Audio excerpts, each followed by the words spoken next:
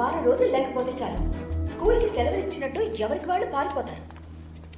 శేఖర్ వాళ్ళు సంబంధం చూడడానికి ఎందుకు రాలేదో కనుక్కోలేదు. ఏంటి శేఖర్ గారు వాళ్ళు రాలేదని అందరికి ట్యూషన్ చెప్పేస్తున్నారు.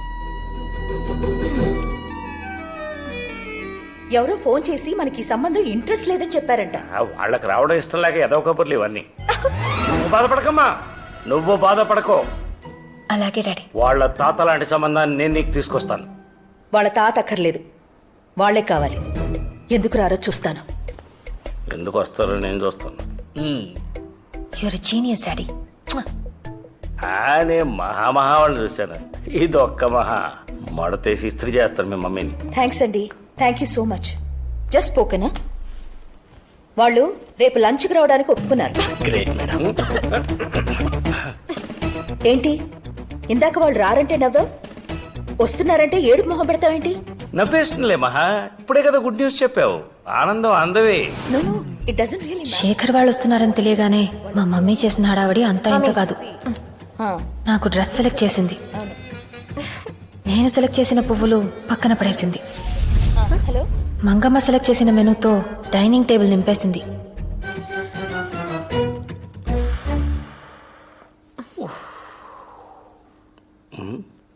ఈ ఇరిటేషన్ లో ఇమిటేషన్ వద్దు డాడీ.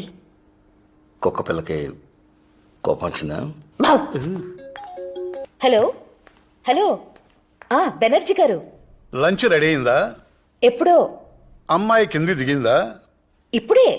మేము రావడం లేదు. ఏమైందండి? మేము వస్తామన్నప్పుడు మీకు ఇంట్రెస్ట్ లేదన్నారు కదా. అప్పుడు మా శేఖర్ కూడా ఏమైందండి అని ఇలాగే అడిగాడు. అది మీరు అంటుంటే వినాలనిపించి వస్తామన్నవే తప్ప మాకు ఇంట్రెస్ట్ లేదు.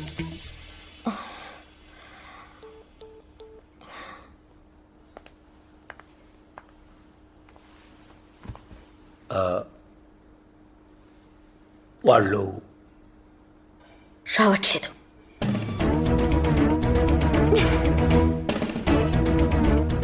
మంగా, ఆ చికెన్ తీసి లోపల పెట్టు. బాగా కుదిరింది, రాత్రికి వేడి చేసి తిందాం. ఎప్పుడేం మాట్లాడాలో తెలీదా మీకు? వాళ్ళు రాకపోతే నువ్వెందుకు ఫీల్ అవుతావు మహా? నువ్వేం తప్పు చేయలే కదా. ఇప్పుడు చెప్పనా?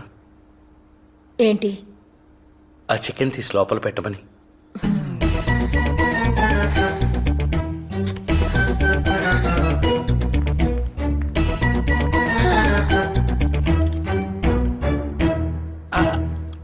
భాను పెళ్లి కూడా నేను ఇలాగే చెడగొట్టాను. అది ఎలా ఉందో. వచ్చాక ఫోన్ కూడా చేయలేదు. నిన్నే కలవరిస్తోంది. నీకెలా తెలుసు? నందు చెప్పాడు. నందునా? ఆల్రెడీ ఉన్న గొడవల్ని ఇంకా కాంప్లికేట్ చేయట్లేదు కదా నువ్వు. ఏంటి డాడీ? ఆడ పేరు చెప్పగానే నీ కళ్ళు మతాపుల్లో వెలిగిపోతున్నాయి. పో డాడీ. నందు పేరు వినగానే నా కళ్ళల్లోకి నిజంగానే అంత మెరుపు వచ్చేసిందా?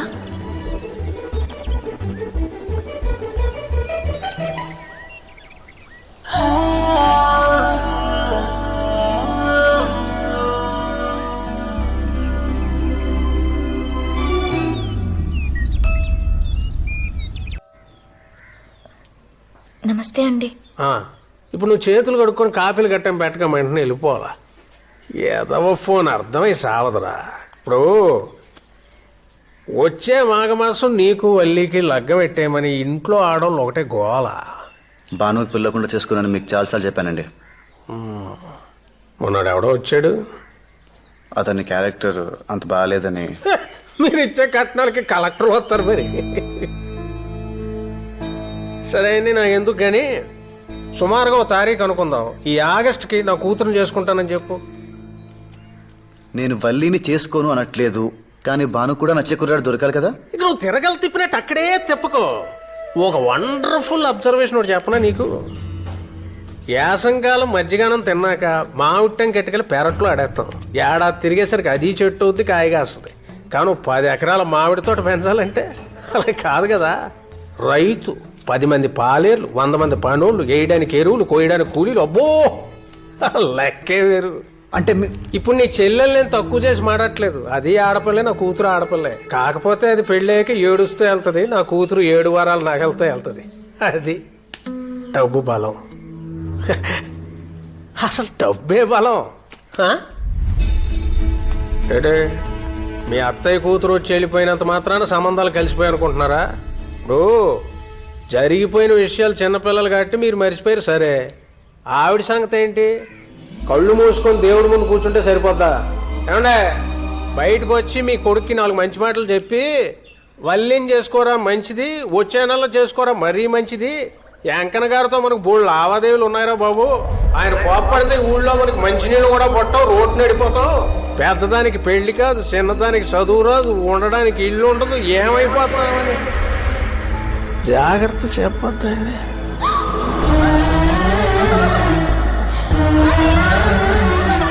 మరీ గట్టిగా నొక్కేసాడట్రా.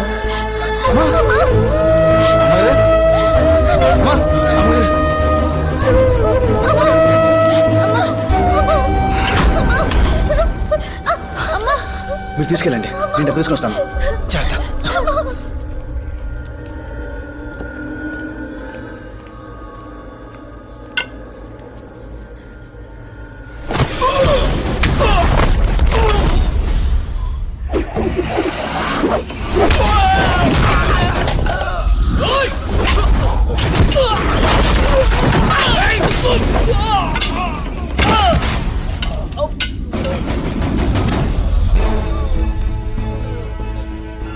బ్రేక్ ఎంత తొక్కినా పర్లేదండి, కానీ యాక్సిలేటర్ ఎక్కువ తొక్కకూడదు, యాక్సిడెంట్లు అయిపోతాయి. వెంకన్న గారు, ఎవరికైనా సరే ఫ్యామిలీ యాక్సిలేటర్ లాంటిది, కొంచెం చూసి తొక్కండి. లేచాక అడిగి ఇచ్చేయండి.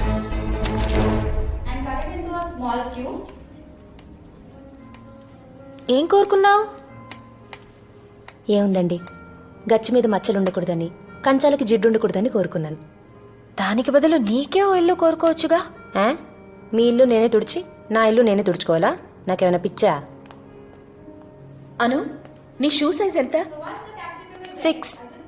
గోపాల్, విన్నానమ్మా విన్నాను. తొడగడానికి తేలిగ్గా ఉండేలాను, విప్పడానికి వీలుగా ఉండేలాను జత తీసుకుంటాను. ఆడడానికి సౌకర్యంగా ఉండేలా చూడు. ఎలా మేడం అసలు ఇలా? గోపాల్, ప్రతిసారి ఆశ్చర్యపరుస్తూనే ఉంటారు. మట్టి బుర్ర నాకు. మీరెంత అదృష్టవంతులు సార్, మా మేడం దొరకటం. ఏంటి బా, ఏంటి అడావిడి? బెనర్జీ గారు సంబంధం గురించి మాట్లాడడానికి ఒప్పుకున్నారు. ఎప్పుడు? ఎలా?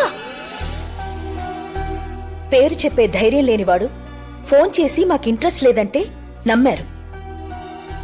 పెళ్లి కూతురు తల్లిని స్వయంగా వచ్చి రిక్వెస్ట్ చేస్తుంటే ఎందుకు నమ్మరు? మా మమ్మీ చెప్పిన లాజిక్కి నేనే పడిపోయాను. పాపం పిచ్చి బెనర్జీ గారెంత. క్రికెట్ స్టేడియంలో పొలిటికల్ మీటింగ్స్ జరిగినట్టు నా పెళ్లి చూపులు గోల్ఫ్ కోర్స్లో జరిగాయి. ఇదేంటి? నాకు కొంచెం కాన్ఫిడెన్స్ తక్కువ, పెరగడానికి మా సైకియాట్రిస్ట్ రికమెండ్ చేశాడు. అదేంటి? నాకు స్ట్రెస్ ఎక్కువ, తగ్గడానికి మా ఫ్యామిలీ డాక్టర్ సజెస్ట్ చేశారు.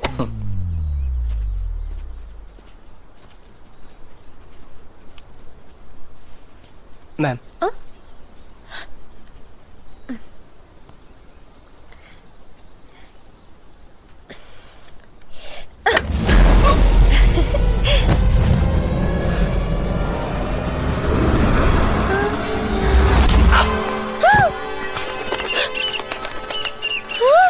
ఒక్క దెబ్బకి 2 పిట్టలంటే ఏంటో నాకు అప్పుడే తెలిసింది. యాజ్ యూజువల్గా మా మమ్మీ తిట్లు, నా ఏడుపు, ఫైనల్గా హాస్పిటల్. ఆ రోజు మొత్తంలో జరిగిన ఒకే ఒక్క మంచి విషయం, మా బాబా నందు ఏమైంది? వల్లి 10 ఎకరాల మామిడి తోట, నీ చెల్లి పడేసిన మామిడి ట్యాంక్.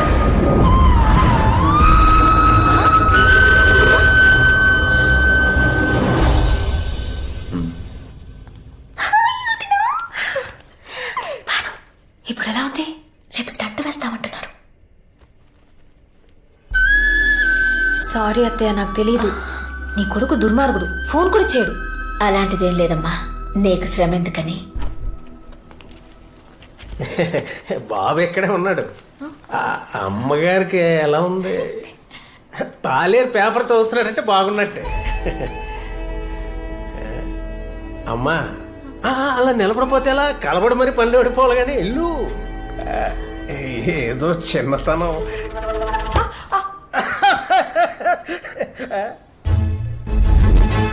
సిగ్గుకి స్పెల్లింగ్, మర్యాదకి మీనింగే కాదు, నవ్వుకి టైమింగ్ కూడా తెలియదు.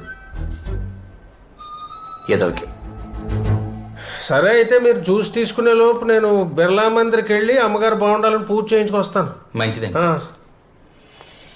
అత్తయ్య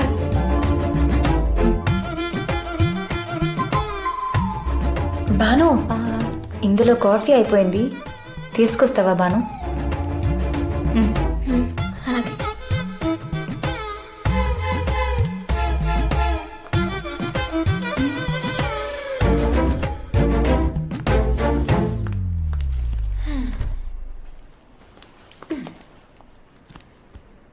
నందు ఏమండి?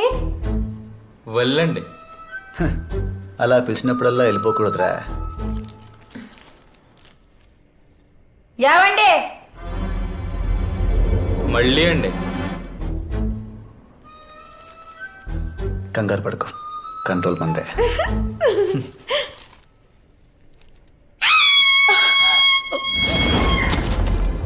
ఏమైంది? ఏమైంది? ఏంటి? వెళ్ళండి. ఎక్కడా?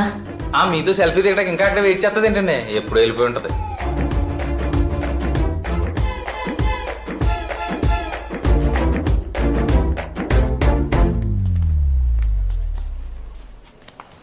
జీవితాంతం నీతోనే ఉంటుందిగా. 10 నిమిషాలు వదిలేదా మాకు?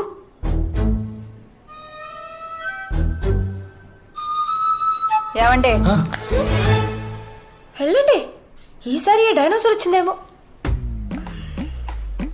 ఓదార్చండి.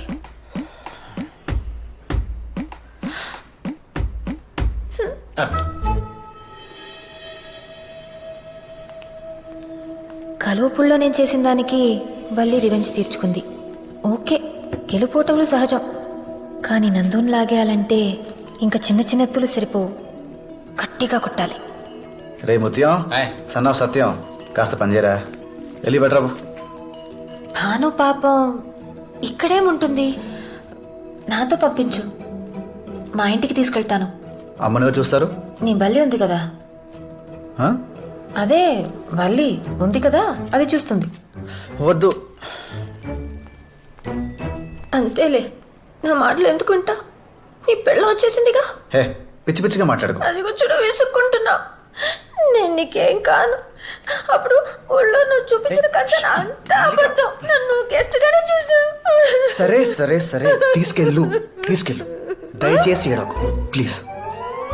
బాను, బట్టలు సర్దుకో. కానీ ఒక్కరోజే, రేపు సాయంత్రానికల్లా పంపించేయాలి, సరేనా? చిగురాకులలో చిలకమ్మ.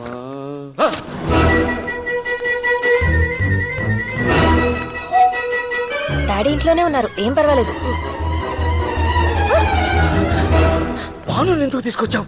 మీ అమ్మ చూసిందంటే చంపేస్తుంది. వాళ్ళ మావయ్య ఇంటికి అది వచ్చింది, తప్పేంటి? నీకు తెలియదు. బానురా, నింపేస్తాను. డాడీ, నేను వద్దని చెప్తూనే ఉన్నాను. ఎవరి అమ్మాయి? బాను. దాని ఫ్రెండ్ కాదు, కామేశ్వర అత్తయ్య కూతురు. ఇందాక నేను శేఖర్ని హాస్పిటల్కి తీసుకెళ్ళినప్పుడు అక్కడ కనిపించింది.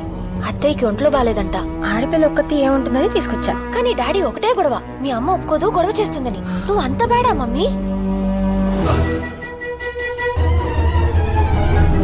I hate you daddy. నేను మమ్మీ కూతుర్ని. డాడీ చెప్పినట్టు భానుని పంపేయాలా? ఎందుకు? లోపలికి పంపించు. ఎన్నాళ్ళు కావాలంటే అన్నాళ్ళు ఉండమ్మా. అసలు వీళ్ళు నీకెలా తెలుసు? వాళ్ళకే నేను తెలుసంట. ఎందుకు తెలవదు? ఇక్కడ వార్తలన్నీ మీ నాన్న మోసుకెళ్తారుగా. అను, నువ్వు అనుకున్నంత అమాయకులేం కాదు వాళ్ళు. నా మొహం మీదే తలుపులేసింది వాళ్ళమ్మ. నేను వ్యాపారం చేస్తానంటే పెట్టుబడిచ్చాడు బాను వాళ్ళ నాన్న. తన ఆస్తి తాకట్టు పెట్టి నన్ను డబ్బులు తీసుకోమన్నాడు.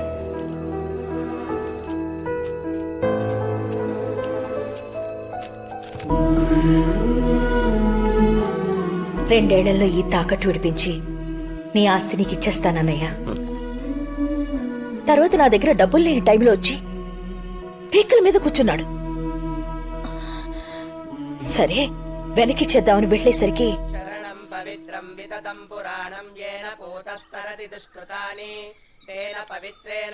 ఇలా అవుతుందని అనుకోలేదు వదినా.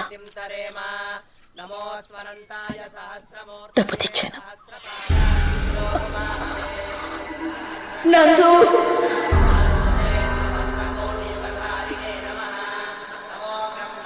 దీన్ని ఇచ్చేసిరా.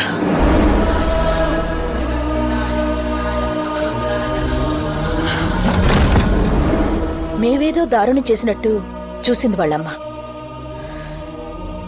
అయినా ఇవన్నీ నీకెందుకు, జాగ్రత్త అంతే.